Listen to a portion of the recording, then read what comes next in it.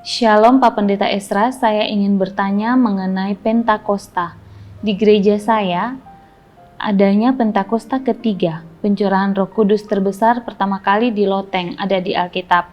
Pencurahan Roh Kudus terbesar yang kedua kali di Azusa Street. Nah, pencurahan Roh Kudus terbesar yang ketiga sekarang ini. Yang ingin saya tanyakan, apakah benar pencurahan Roh Kudus terbesar? Ada kebenaran tidak ya? Mohon penjelasannya Pak Pendeta Esra. Terima kasih, Tuhan memberkati. Ya, ada gereja-gereja yang mempopulerkan Pentakosta ketiga. Ya. Pertama, di Kisah pasal 2. Roh Kudus turun. Lalu Pentakosta kedua, itu Roh Kudus turun di Azusa Street. Itu yang menjadi permulaan gerakan Pentakosta karismatik. Ya, tahun 1900. Itu dianggap Pentakosta kedua. Lalu mereka mengatakan bahwa ada Pentakosta ketiga, yaitu sekarang. Ya, terbesar. Ya, pertanyaannya, tahu dari mana ini terbesar? Ya. Nah, kita melihat ya, di dalam Alkitab itu memang ada janji tentang dicurahkannya Roh Kudus. Allah berjanji akan mencurahkan Roh Kudus. Janji ini ada di Perjanjian Lama maupun Perjanjian Baru. Kalau kita lihat di Perjanjian Lama itu di kitab Yeskiel 36, 26, 27, kamu akan kuberikan hati yang baru dan roh yang baru dalam batinmu. Aku akan menjauhkan dari tubuhmu hati yang keras dan kuberikan padamu hati yang taat. Rohku akan kuberikan diam di dalam batinmu, dan seterusnya. Lalu Yoel pasal 2, 28, 29. Kemudian daripada itu akan terjadi bahwa aku akan mencurahkan rohku ke atas semua manusia. Lalu ayat 29, juga ke atas hambamu laki-laki dan perempuan akan kucurahkan rohku pada hari-hari itu. Lalu di dalam Perjanjian Baru muncul juga janji. Itu di dalam kata-kata Yohanes Pembaptis, Matius pasal 3 ayat yang ke-11. Aku membaptis kamu dengan air sebagai tanda pertobatan, tapi dia yang datang kemudian daripadaku, ya, yang lebih berkuasa daripadaku, dan seterusnya, dia akan membaptiskan kamu dengan Roh Kudus dan dengan api. Dia akan berarti belum terjadi, maka ini nubuatan. Akan membaptiskan kamu. Lalu sepanjang pelayanan Yesus tidak pernah muncul, Yohanes kan bilang bahwa Yesus akan membaptis dengan Roh Kudus. Tapi sepanjang pelayanan Yesus tidak pernah dikatakan satu kali pun dia membaptis orang dengan Roh Kudus. Tapi pemikiran atau nubuatan tentang Yesus akan membaptis dengan Roh Kudus itu baru muncul setelah Yesus hampir terangkat ke surga. Kisah 1. Pada suatu hari ketika dia makan bersama-sama dengan mereka, dia melarang mereka meninggalkan Yerusalem dan menyuruh mereka tinggal di situ menantikan janji Bapa. Yang demikian katanya telah kamu dengar padaku. Sebab Yohanes membaptis dengan air, tapi tidak lama lagi kamu akan dibaptis dengan Roh Kudus. Tidak lama lagi loh ya. Tidak lama lagi dari Kisah pasal 1 ayat yang ke-5. Ya. Lalu ayat yang ke-8. Kamu akan menerima kuasa kalau Roh Kudus turun ke atas kamu. Berarti dibaptis dengan Roh Kudus itu adalah pengalaman Roh Kudus turun ke atas kamu. Tidak lama lagi dari Kisah 1. Maka penggenapannya Kisah 2. Hari Pentakosta.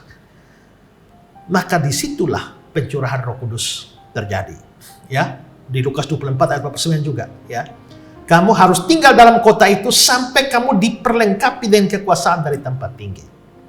Nah, karena itulah maka Kisah pasal 2, peristiwa di hari Pentakosta itu adalah penggenapan janji baik di dalam Perjanjian Lama maupun Perjanjian Baru tentang pencurahan Roh Kudus. Ya, dibaptis dengan Roh Kudus artinya Roh Kudus dicurahkan dan kamu terima. Itu namanya dibaptis dengan Roh Kudus. Dan itu terjadi pada hari Pentakosta. Dan ini terjadi satu kali saja. Nanti kita bisa melihat bahwa peristiwa itu karena sesuatu dan lain hal yang ada alasan teologis tertentu, ya, maka muncul di Kisah pasal 11 ayat 16. Dia bilang begini. Maka teringatlah aku akan perkataan Tuhan. Yohanes membaptis dengan air, tapi kamu akan dibaptis dengan Roh Kudus.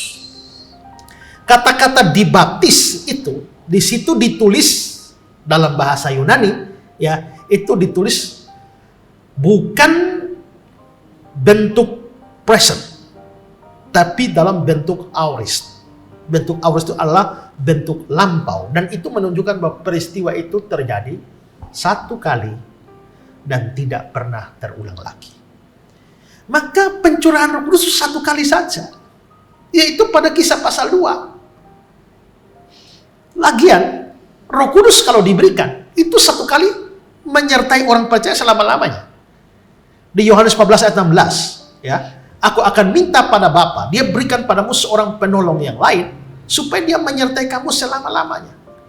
Nah, kalau dia satu kali diberikan, lalu sudah diberikan selama-lamanya, lalu ngapain lagi diberikan lagi?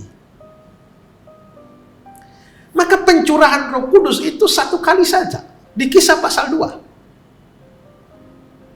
Maka tidak ada Pentakosta kedua, tidak ada Pentakosta ketiga. Ya. Kalau terjadi misalnya suatu kegerakan kebangunan rohani di Azusa Street, ya kita anggap saja sebagai pekerjaan Roh Kudus yang luar biasa. Kalau sampai hari ini ada suatu kebangunan rohani yang besar, yaitu adalah pekerjaan Roh Kudus. Tapi tidak harus mengartikan bahwa Roh Kudus dicurahkan lagi, sehingga harus ada Pentakosta kedua, ketiga. Sekarang Pentakosta ketiga, tahu-tahu 30 tahun ke depan ada suatu kegerakan rohani, Pentakosta keempat. Ya. Kita tidak tahu, jangan sampai sebelum Tuhan Yesus datang ada Pentakosta ke-100. Ya kan? Tidak. Ya. Pentakosta, peristiwa pencurahan Roh Kudus satu kali saja. Dari sisi bahasa Yunani digunakan bentuk aorist, lampau, bukan present. Kalau present, maka itu bisa terjadi terus-menerus. Aorist satu kali dan tidak terulang lagi. Ya, sama dengan orang dibaptis dengan Roh Kudus satu kali saja. Ya, tidak berulang-ulang. Karena itulah sebenarnya salahlah itu ajaran tentang Pentakosta ketiga.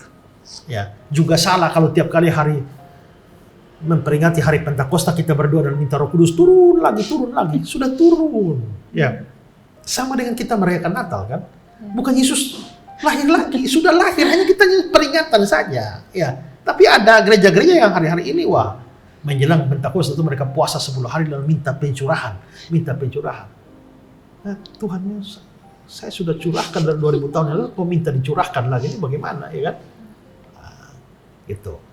Ya. Yayasan Karya Bakti Esra Soru atau disingkat KABES hadir sebagai wadah untuk memberitakan Injil dan melayani secara holistik.